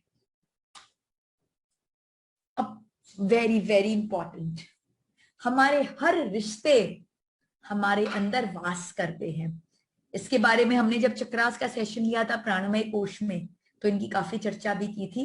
अभी फिर से आपके सामने वो करती तो ताकि आप वो रिश्तों को फील कर सके कि आप इन रिश्तों के कार्मिक ट्रांजैक्शन को अपने शरीर में लेके घूम रहे हो। जो कर्म है वो बाहर नहीं है, वो आपके अंदर है, आपके अंदर है, आपके एक एक चक्र में, आपके प्राणमय कोश में ये सारे संचित हो रखे हैं, ये सारे कर्म।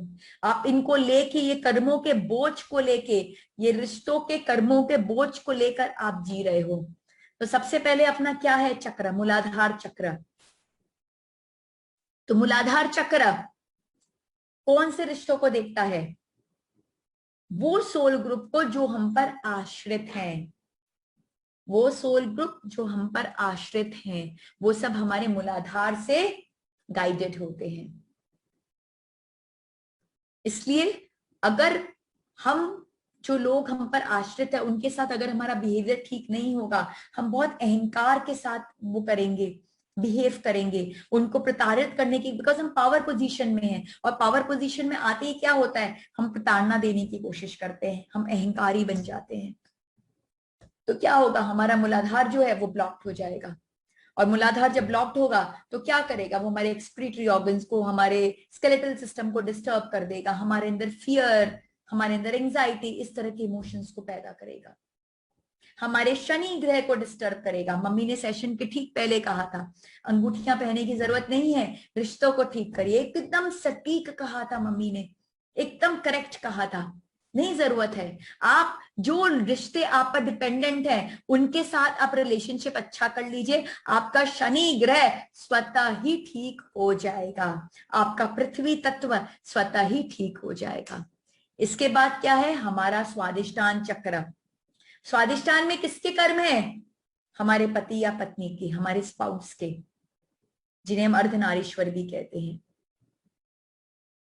तो जब हमारे स्पाउस के साथ हमारे रिलेशनशिप अच्छे नहीं होते तो क्या होता, क्या होता है, हमारे जीवन के प्रति हमारी हमारी हमारे अंदर उदासीनता आ जाती है, जीवन के प्रति इंटरेस्ट खत्म हो जाता है, हमारी क्रिएटिविटी चली जाती है, हमारा चार्म खत्म हो जाता है, हमारा रिप्रोडक्टिव सिस्टम है वो डिस्टर्ब हो जाता है, हमारा शुक्र ग्रह नीच का हो जाता है, हमारा वाटर एलिमेंट डिस्टर्ब हो जाता है। तो बहुत जरूरी है स्पाउस के साथ रिश्तों को ठीक करना, एंड वेरी वेरी इंपॉर्टेंट, क्योंकि वही तो है जो आखिरी तक हमारे साथ रहेंगे। बाकी तो सब रिश्ते छूटेंगे, माता पिता भी छूट जाएंगे, बच्चे भी अपने जीवन में बिजी हो जाएंगे, वही नहीं तो उन्हें, इसलिए तो उन्हें लाइफ पार्टनर कहा जाता है, अर्धनारीश्वर कहा जाता है। बट क्यों उनके साथ प्रॉब्लम है? क्योंकि हम अलग अलग परिवेश में बड़े हुए हैं, अलग अलग हमारी थिंकिंग है, अलग अलग विजन है, अलग अलग प्रायोरिटीज है। So what, enjoy it, enjoy it, unity in diversity. तो हम जब अपने पति या पत्नी के साथ रिलेशनशिप इंप्रूव करते हैं तो स्वादिष्टान इंप्रूव होता है, जिससे रिप्रोडक्टिव सिस्टम इंप्रूव होता है, जिससे शुक्र ग्रह इंप्रूव होता है, जिससे वाटर एलिमेंट इंप्रूव होता है। देन आया हमारा मणिपुर चक्र। तो मणिपुर में कौन वास करता है? हमारे वो सोल ग्रुप जो हमसे पैरेलल हैं, हमारे सिबलिंग्स, भाई बहन, देवर, ननद, हमारे में भी बिजनेस पार्टनर्स, वो सारे लोग जो हमारे सम लेवल के हैं। इनके साथ अगर रिलेशनशिप डिस्टर्ब होता है तो क्या होता है, हमारा मणिपुर डिस्टर्ब हो जाता है, हमारा डाइजेस्टिव सिस्टम वीक हो जाता है, हमारे अंदर कॉन्फिडेंस की कमी हो जाती है, हमें क्लैरिटी चली जाती है कि हम जीवन में पाना क्या चाहते हैं, कंफ्यूज हो जाते हैं, हम ग्रोथ नहीं कर पाते हम, और हमारा मंगल ग्रह डिस्टर्ब हो जाता है इससे। हमारे अंदर का फायर एलिमेंट डिस्टर्ब हो जाता है। तो बहुत जरूरी है कि जो रिश्ते हमारे लेवल के, क्योंकि जो हमारे लेवल के रिश्ते हैं ना, उन्हीं के साथ ईर्ष्या होती है, उन्हीं के साथ द्वेष होता है। आप सोचिएगा कि कौन से रिश्ते क्या हो रहा है, जो हम पर डिपेंड करते हैं उनसे ईर्ष्या द्वेष नहीं होती हमें कभी। उन्हें हम क्या करते हैं, प्रताड़ित करते हैं। हम कभी अपने लेवल वालों को प्रताड़ित नहीं करेंगे। अब देखिए ह्यूमन साइकोलॉजी देखिए, जिसको दबा सकते हैं उसको दबाते हैं, जो लेवल के हैं उनसे जलते हैं, ईर्ष्या करते हैं, राग द्वेष करते हैं उनके साथ में। अनाहत, अनाहत में किसका वास है, पिता का वास। पिता किस किस रूप में, सूर्य के रूप में। तो जिनका पिता के साथ रिश्ता अच्छा होता है उनका अनाहत चक्र खुला रहता है, उसे उन्हें यश कीर्ति प्राप्त होती है इस जीवन में, सूर्य की तरह वो चमकते हैं, दे शाइन लाइक अ सन। जिनका पिता के साथ रिश्ता बहुत अच्छा होता है उनका बहुत कीर्ति होता है, बहुत नाम होता है, बहुत यश होता है, उनका सर्कुलेटरी और रेस्पिरेटरी सिस्टम सशक्त रहता है, अनकंडीशनल लव से वो ओत प्रोत रहते हैं। नेक्स्ट विशुद्धि, यहां पे विशुद्धि किसके साथ रिश्ता है, विशुद्धि का खुद के साथ। खुद के साथ, हमें खुद के साथ भी तो रिश्ता अच्छा करना है, सेल्फ के साथ रिश्ता है विशुद्धि का। और जब हम खुद के साथ रिश्ता अच्छा नहीं करते, खुद के साथ कब हम रिश्ता अच्छा नहीं करते, जब हम द्वंद्व में जीते हैं, बोलते कुछ है करते कुछ है, ऑनेस्टी का भाव नहीं रखते, ट्रुथफुलनेस का भाव नहीं रखते, हमारी भावना अशुद्ध हो जाती है, तो हमारी विशुद्धि डिस्टर्ब हो जाती है। हम जितने शुद्ध होंगे हमारा विशुद्धि उतना सशक्त होगा, उतना हमारा खुद के साथ रिश्ता अच्छा होगा। खुद के साथ रिश्ता अच्छा होना मतलब आत्मा के साथ रिश्ता अच्छा होना, हम अपने आत्मा के करीब होंगे, सोल कॉन्शियसनेस में हम जिएंगे। जब विशुद्धि हमारा स्ट्रांग होता है हम सोल कॉन्शियसनेस में जीते हैं, शरीर बोध हमारा कम हो जाता है, आत्म बोध बढ़ जाता है हमारा। और जिसका विशुद्धि अच्छा होता है क्या होता है, उसका यहाँ पे हमारे थायराइड ग्लैंड्स हैं, थोरैसिक है, फूड पाइप है, विंड पाइप है, ये सारे ऑर्गन्स हमारे अच्छे रहते हैं, हमारा बुध ग्रह स्ट्रांग रहता है, हमारे अंदर जो आकाश तत्व है वो सशक्त रहता है। और फिर आज्ञा, आज्ञा में किसका वास है, आज्ञा में गुरु का वास है। तो जब हम गुरु के साथ रिश्ता अच्छा रखते हैं, तो गुरु के साथ रिश्ता अच्छा रखना मतलब क्या, गुरु से तो थोड़ी ना हम ईर्ष्या करेंगे, द्वेष करेंगे, राग करेंगे, अहंकार करेंगे। गुरु से रिश्ता अच्छा रखना मतलब गुरु के बताए हुए मार्ग पर चलना, उन्होंने जो हमें रास्ता दिखाया उस रास्ते पे चलना। जब हम गुरु की दी हुई शिक्षा को अपने जीवन में उतारते हैं, उस मार्ग में आगे बढ़ते हैं और अपने जीवन को प्रेरणा का स्तोत्र बनाते हैं, तो हमारा गुरु तत्व स्ट्रांग होता है, हमारा आज्ञा चक्र स्ट्रांग होता है, जिससे हमारा यहाँ पे है गुरु तत्व। तो हमारा क्या क्या ऑर्गन्स आ गया, हमारा आईज आ गया, हमारा नोज आ गया, हमारा ईयर्स आ गया, हमारे ब्रेन के पार्ट आ गए, ये सारे हमारे स्ट्रांग होते हैं। और बृहस्पति ग्रह हमारा, जुपिटर जो है वो हमारा पावरफुल हो जाता है। और फाइनली सहस्रार, यहाँ पे सहस्रार किसका रिश्ता है, सहस्रार के साथ माँ का रिश्ता।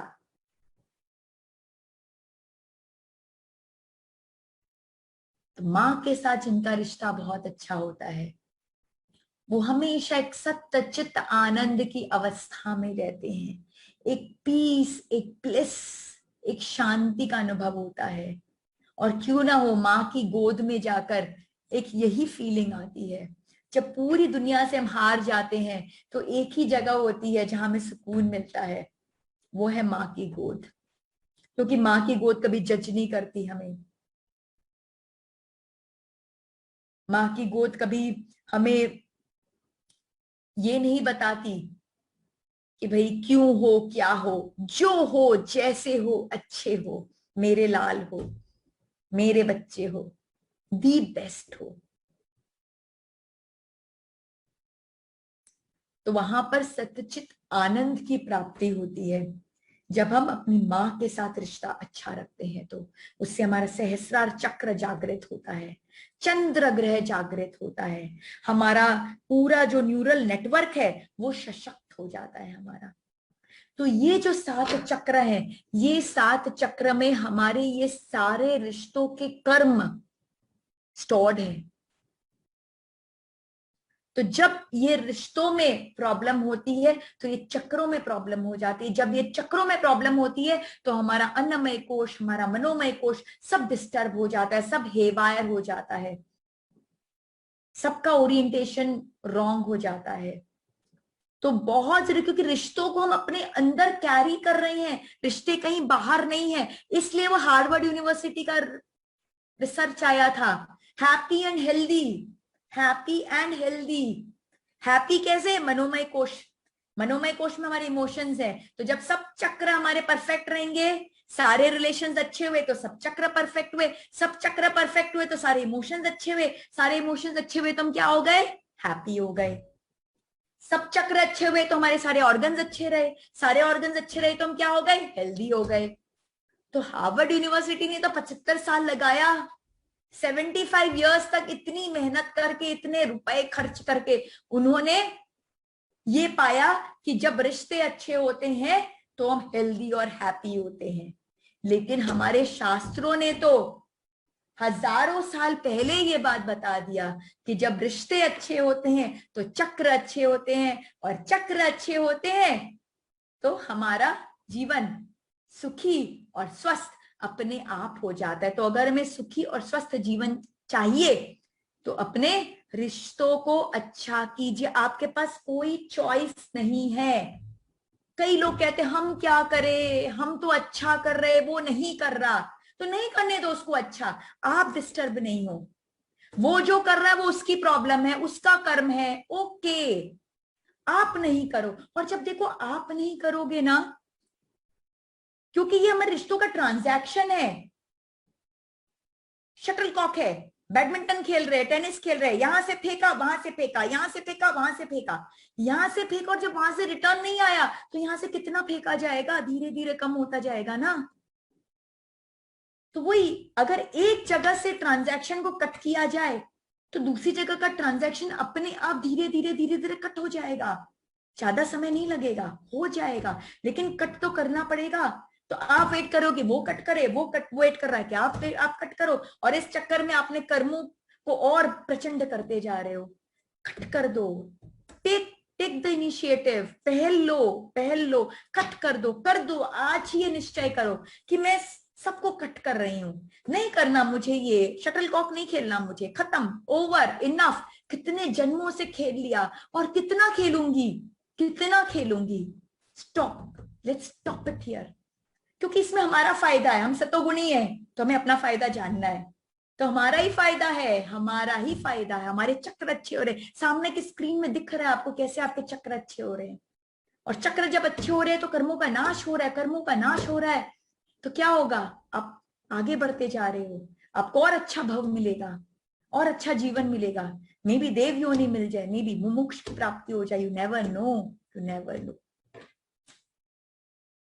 तो अब इस कार्मिक बैगेज को कैसे हैंडल किया जाए? सबसे पहले acceptance, accept the way they are. 5 उंगलियां एक समान नहीं है। नींबू नींबू है, मिर्च मिर्च है, गुड़ गुड़ है, आम आम है। मिर्च को बोलो गुड़ बन जाए तो नहीं बन सकती, गुड़ को बोलो नींबू बन जाए तो नहीं बन सकती। हम सब अलग अलग है। और क्यों अलग अलग है? क्योंकि हम सब अपने कर्मों के वशीभूत है। हम सब अपनी लाइफ स्क्रिप्ट को लिखकर अपने सोल एजेंडा को जीने के लिए आए हैं। तो हमें स्वतंत्रता है अपने सोल एजेंडा को जीने की। और आप अपने सोल एजेंडा के वशीभूत होके चाहोगे कि दूसरा अपना सोल एजेंडा आपके हिसाब से कर दे, तो गलत है, ये कर्मों का हस्ताक्षेप है, गलत है। Accept them the way they are, चाहे आपके पति क्यों ना हो, चाहे आपके बच्चे क्यों ना हो। ऑफ कोर्स राइट मार्ग में गाइड करना हमारा पर्पस है, जो हम करेंगे, हम करेंगे, लेकिन हम एक्सेप्टेंस का भाव रखेंगे, उन्हें प्रताड़ित करके नहीं, उन्हें रिजेक्ट करके नहीं, उन्हें हम रिजेक्ट नहीं करेंगे। अब कई लोग कहते हैं मेरे हस्बैंड मेडिटेट नहीं करते और मुझे भी नहीं करने देते, क्या करें? नहीं, हमें नहीं करना झगड़ा उनसे, हम अपना चुपचाप करते जाएं, करते करते हम वो पॉजिटिव एनर्जी भेजते जाएं, वो हीलिंग भेजते जाएं, और देखेंगे धीरे धीरे वो भी करना शुरू कर देंगे, वो पता ही नहीं चलेगा कब वो भी आपके साथ करना शुरू कर देंगे। यू नेवर नो, क्योंकि हम जुड़े हैं। आप जब अच्छे कर्म कर रहे हो तो आपका अच्छा कर्म आपको तो लग ही रहा है, बट आपके साथ आपके सोल ग्रुप को भी इफेक्ट कर रहा है, जरूर कर रहा है। तो accept the way they are, forgiveness, forgiveness very very important. कल हमने बहुत डिटेल में इसके बारे में बात की थी कि माफ करो, हम जैसे फॉरगिव कर देते हैं, क्षमा दे देते हैं या क्षमा मांग लेते हैं, तुरंत कार्मिक ट्रांजैक्शन को क्लोज कर देते हैं, क्लोज, खत्म, खत्म, दी एंड। वो ट्रांजैक्शन वहां क्लोज हो जाता है। जहां फॉरगिवनेस नहीं होता, ट्रांजैक्शन ओपन रहता है, और वो फिर सारी प्रॉब्लम्स क्रिएट करता है। तो सबसे पहला एक्सेप्टेंस, जब एक्सेप्टेंस की भावना आएगी तभी फॉरगिवनेस की भावना आएगी, और जब फॉरगिवनेस होगा तभी अनकंडीशनल लव होगा। जब हम क्षमा करेंगे या क्षमा मांगेंगे तभी हमारे अनाहत से अनकंडीशनल लव निकलेगा। I love you because I love you, there is no reason for it. I love you because you are good. I love you because you are mirchi. I love you because you are nimbu. No, I don't love you because of these qualities. I love you because I love you. बस मैं आपको प्यार करती हूँ क्योंकि मैं आपको प्यार करती हूँ, नो रीजन, नो रीजन। तो जब ये एक्सेप्टेंस की भावना होगी, जब फॉरगिवनेस की भावना होगी, तभी अनकंडीशनल लव होगा। मेरे गुरु हमेशा बोलते, बस ये 3 बात को गांठ बांध लो, एक्सेप्टेंस, फॉरगिवनेस, अनकंडीशनल लव। ये 3 अगर आपने अपने जीवन में ले आया तो बस सब अच्छा हो जाएगा। एंड कुछ और रिश्तों में और क्या होना चाहिए? ट्रू एंड डिपेंडेबल रिश्ते। हम हमेशा चाहते हैं कि हमारे बस ऐसे फ्रेंड्स हो, इस तरह का हमारा परिवार हो जो बस हर समय हमारे लिए खड़े रहे, हम उन पर डिपेंड कर सकें, हम उन पर डिपेंड कर सकें। तो एक स्टोरी आपको इसके लिए सुनाना चाहूंगी। एक बार फाइट चल रही थी, इंडिया पाकिस्तान की फाइट हो रही थी, कश्मीर का बॉर्डर था, और बहुत घमासान एकदम गोलियां दनादन दनादन इस पार से उस पार आ जा रही थी। तो तभी एक सिपाही आया अपने कमांडर के पास, कैप्टन के पास, और बोला कि प्लीज वहां पे मेरा फ्रेंड है अमर, जो बोल रहा है कि, जो मेरा नाम पुकार रहा है और मुझे बुला रहा है कि तुम आओ, रवि तुम आओ। अमर कह रहा है कि रवि तुम आओ। तो उस कमांडर ने कहा कि भाई Ravi, I can't allow you this, क्योंकि वो जहां पर है उसका मरना निश्चित है, वो जिंदा नहीं रह सकता, और तुमको वहां भेज के मैं एक और अपने सिपाही को खो नहीं सकता। अभी फाइट बहुत टफ है, we have to fight for our nation, not for the friendship. But फिर भी किसी तरह से उसने जिद करके वो रवि वहां गया, और जब गया और जाके वो अमर की बॉडी को लेकर आया, तो वो कैप्टन बिल्कुल नाराज हो गया। बोला कि भाई मैंने तो तुमको कहा था कि मर जाएगा, तो तुमने क्या प्राप्त कर लिया जाकर? ये तो चलो भाग्य अच्छा था, तुम बच गए, बट तुम्हारा भी मरने का फुल चांस था। तो रवि ने बोला कि नहीं, मैंने अपना जीवन पा लिया, क्योंकि जब मैं गया तब अमर आखिरी सांसें गिन रहा था, और उसने मरते मरते खाली एक ही सेंटेंस बोला कि रवि मुझे पता था तुम जरूर आओगे, रवि मुझे पता था कि तुम जरूर आओगे। तो हम में से किसको चाहिए रवि जैसा फ्रेंड? ऑफ कोर्स हम सबको चाहिए कोई ऐसा जो हमारे साथ खड़ा रहे। बट सवाल ये, क्या आप रवि हो? क्या आप हो रवि? तो जब हम एक डिपेंडेबल, ट्रू एंड डिपेंडेबल रिश्ता चाहते हैं, तो क्या हम वो ट्रू एंड डिपेंडेबल रिश्ता बना रहे हैं, हम दे रहे हैं? तो जो जो लॉ ऑफ नेचर है, जो डालेंगे वही मिलेगा। दूसरा विन विन, बहुत देर से हम इसी के बारे में बात कर रहे हैं कि जब हम सबका ग्रोथ होगा तो हम टुगेदर वी ग्रो। हम क्या करते हैं, विन लूज करने के चक्कर में चलते हैं। हम चाहते हैं दूसरा हार जाए मैं जीत जाऊं, दूसरा हार जाए मैं जीत जाऊं, बट ये नहीं चल सकता, ये नहीं चल सकता। This is not law of nature कि एक हमेशा हारेगा एक हमेशा जीतेगा। Law of nature is like a wheel, नीचे से ऊपर, ऊपर से नीचे। तो एक बार अगर कोई हार रहा है और दूसरा जीत रहा है, तो दूसरी बार दूसरा जीतेगा और वो हारेगा। तो बेस्ट क्या होगा, जब हम विन विन कॉन्सेप्ट लेंगे, तब हम हमेशा व्हील कहीं भी ऊपर हो चाहे नीचे हो, हम दोनों जीतेंगे। तो विन विन। Minimise expectations. रिश्तों में प्रॉब्लम ही वो होती है क्योंकि हमारे पास एक्सपेक्टेशंस होता है कि वो ऐसा करेगा, हमने अपने दिमाग में कुछ रूल्स बना लिए हैं, बट क्यों वो ऐसा करे? वो तो वही करेगा जो उसके कर्म हैं, जो अपने कर्मों के अधीन ही वो बिहेव करेगा, वो मेरे एक्सपेक्टेशंस के अधीन नहीं बिहेव करेगा। और इसीलिए क्या होता है कि जब वो मेरे एक्सपेक्टेशंस के अधीन नहीं बिहेव करता है तो मैं सैड हो जाती हूँ, बट मेरा एक्सपेक्टेशन ही रॉन्ग है। द वेरी थॉट कि वो मेरे एक्सपेक्टेशन के हिसाब से जिए वो रॉन्ग है, और कर्मों में हस्तक्षेप है। वो मेरे एक्सपेक्टेशन के अधीन नहीं जिएगा, वो अपने कर्मों के अधीन जिएगा, वो अपने लाइफ स्क्रिप्ट के हिसाब से जिएगा। एंड देन ग्रैटिट्यूड, जैसा कि मैंने कहा कि ग्रैटिट्यूड जैसे ही हम करते हैं हमारा खुद का पुण्यों का उदय होता है, क्योंकि कोई भी इंसान लाइफ में बाय द वे कोई काम नहीं करता, हर इंसान आउट ऑफ द वे काम करता है। किसी ने आपकी अगर मदद की तो उसने अपना समय दिया, उसने अपनी कोई चीज दी, अपना कुछ तो दिया उसने, और वो दे के आपको हेल्प किया। तो it is not by the way, it is always out of the way, so we should always have gratitude। और ग्रैटिट्यूड की जब भावना हमारे अंदर होती है ना, तो नेचर क्या करता है, हमें और देता है, और देता है, क्योंकि वो फील कर पा रहा है कि हम खुश हो रहे हैं, हमें ये जब सहयोग मिल रहा है तो हम खुश हो रहे हैं, तो नेचर को क्या मैसेज मिल रहा है कि इसे और चाहिए, तो वो और देता है। और जब हम खुश नहीं होते तो नेचर को लगता है कि इसे नहीं चाहिए शायद, तो वो नहीं देता। तो जब हम ग्रैटिट्यूड करते हैं तो हम अबंडेंस को अट्रैक्ट करते हैं। And then live, love, laugh, spend quality time।